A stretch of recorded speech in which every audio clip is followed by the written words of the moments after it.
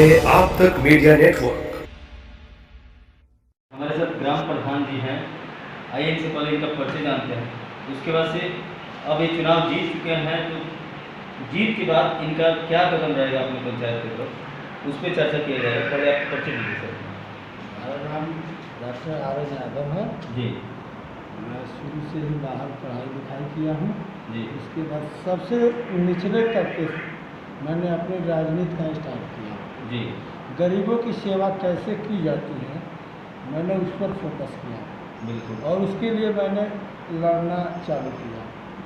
गरीबों की बदौलत ही आज मैं यहाँ तक हूँ।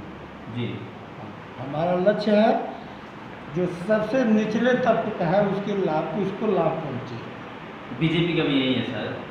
सबसे बड़ी बात कि चुनाव के दौरान वादा सबने किया होगा, सारे प्रत्याशी किए होंगे, लेकिन ऐसा कौन सा आपका वादा था जो सबसे भारी पड़ा विरोधियों के वादों पे और जनता ने आप पे विश्वास किया और आज आप ग्राम प्रधान? हमारा एक वही वादा है कि भ्रष्टाचार को मिटाना, बिल्कुल गरीबों के सबसे निचले तबके तक लाभ पहुंचाना बिल्कुल। और भय मुक्त समाज की स्थापना करना, हमारा यही लक्ष्य है और इसीलिए गरीब हम पे भरोसा किए।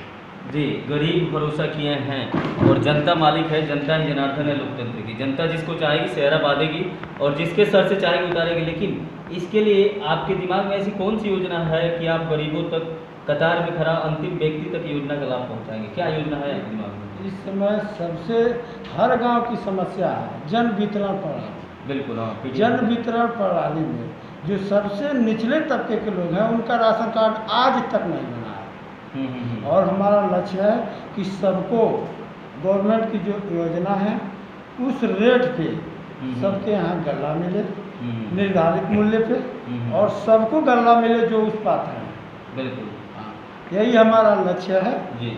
और इसी पे भरोसा जताते हुए और जितना भी हमारे यहाँ निर्माण कार्य हो वह मानक के विपरीत न हो, मानक के अंदर हो। जी और आज तक जो भी हो रहा है वह मानक के अनुसार नहीं हो रहा है। जी। तो एक बात आपने बहुत अच्छी कही कि सही बात है, ग्राम स्तर पे सबसे ज़्यादा लापरवाही पीडीएस के दुकानदार करते हैं, जन वितरण प्रणाली के दुकानदार। तो अभी राशन कार्ड नहीं बना है, तो कहीं ना कहीं अभी ब्लॉक से उसके लिए टाइम निर्धारित किया है। नहीं, गांव में तो इसके लिए आप क्या करेंगे उनका नाम जुड़वाने के लिए? उसके लिए हम ब्लॉक से लेके तहसील से लेके डिस्ट्रिक्ट तक इसके लिए गरीबों के लिए लड़ाई लड़ूंगा। जी जो बहुत ऐसे गरीब हैं जिनको रहने के लिए घर नहीं है, बिल्कुल सही बात। उन लोगों का जो आवास की पात्रता सूची बनी है उसमें उसका नाम नहीं, अगर नाम भी बीच में पड़ा है तो यहाँ के कुछ जिम्मेदार लोग उसको कटवा देंगे। तो जिसका लंबा परिवार है, रहने के लिए घर नहीं है, उसके लिए तहसील स्तर पर लड़ाई होगी कि भूमि की व्यवस्था की जाए। बिल्कुल सही बात।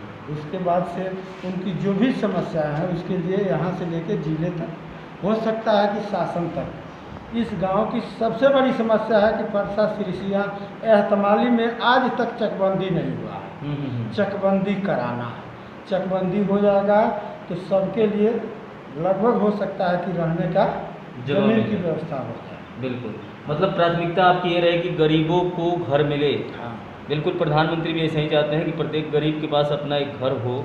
लेकिन सबसे खास बात ये आती है कि बिचौलियों का समावेश हो जाता है। जब वृद्धा पेंशन, विधवा पेंशन की बात आती है तो कहीं ना कहीं ग्राम स्तर पे बिचौलियों का समावेश हो जाता है और ग्राम प्रधान अपने लोगों से न मिलकर बिचौलियों से मिलते हैं, जिसके कारण लाभुकों को बहुत दिक्कत होती है अपनी ही योजना का लाभ पाने में। तो इसके लिए आपके दिमाग में क्या आइडिया और आप क्या करने वाले? हमारे यहाँ बिचौलिया नहीं पहुँच पाते जी, पहला नंबर। इसीलिए इसके पहले बीच में 5 साल छोड़ के हमारे पापा यहाँ का ग्राम सभा का प्रतिनिधित्व कर चुके हैं।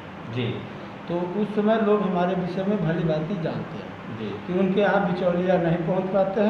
हैं और जो वाजिब पात्र हैं उसके यहाँ लाभ पहुँच जाते हैं। जी। और गांव के लोग एक और शिकायत करते हैं कि चुनावी दौरान तो नेता लोग बड़े बड़े वादा करते हैं, चुनाव जीतने के बाद भूल जाते हैं, बस अपना ही दिखता है और जो अपने कुछ लोग हाईलाइटेड होते हैं बिचौलिए वो दिखते हैं। लेकिन आपके शासनकाल में क्या होने वाला है? नहीं, हमारे शासनकाल में बिचौलियों का नहीं चलता है जी। सीधे हर लाभ जनता तक पहुँचता है। और मैं डोर टू डोर सप्ताह में 2 बार हर घर जाता हूँ। जी हाँ, कि किनकी क्या समस्या है। जी।